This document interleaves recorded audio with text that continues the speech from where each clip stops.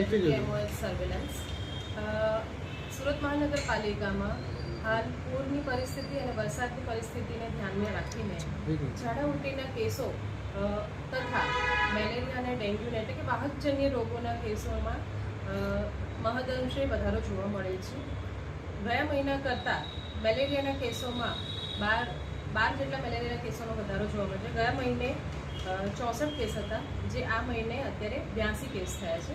ડેન્ગ્યુમાં same વસ્તુ 25 case હતા ગયા મહિને અને આ મહિને 46 કેસ છે, જેમાંથી 32 કેસ બધી જ ગવર્મેન્ટ અને પ્રાઇવેટ હોસ્પિટલ મળીને ઇન્ડોર કેસીસમાં ગણવામાં આવે છે. એ સિવાય ઝાડા ઉલટીના કેસોમાં મહદઅંશે વધારો થયો છે, કારણ કે આપણી પૂરની પરિસ્થિતિને ધ્યાનમાં રાખીને મારી 14 રેપિડ રિસ્પોન્સ ટીમ જે ઝોનની અને વેક્સિન બ્રાન્ચની હોય છે, જે મળીને રોજે રોજ ટોટલ 1 લાખ જેટલા ઘરોનો સર્વે કરે છે. સાથે સાથે 209 જેટલા અમારા પ્રાઇમરી હેલ્થ વર્કર્સ છે, જે મેલેરિયા, ડેન્ગ્યુ, ઝાડા ઉલટી અને તમામ રોગોના સર્વે માટે 2 લાખથી વધુ ઘરોનો સર્વે રોજે રોજ કરવામાં આવે છે.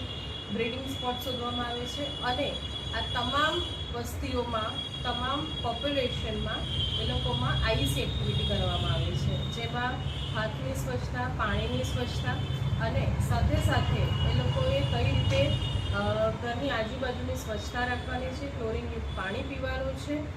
તદુપરાંત પૂરની પરિસ્થિતિ હોય અથવા પૂર ઓસર્યા બાદની જે કોઈ પરિસ્થિતિ હોય તેમાં કઈ રીતે કામગીરી કરવાની છે અને નજીકના આરોગ્ય કેન્દ્રનો સંપર્ક કરવો. કાપોદરની એક મહિલાનું પણ ડેન્ગ્યુનું મોત થવાની માહિતી આવી રહી છે.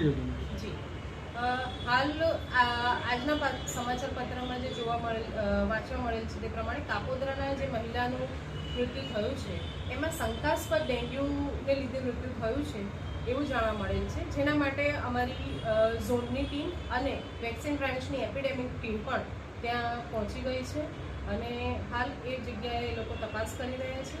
લાસ્ટ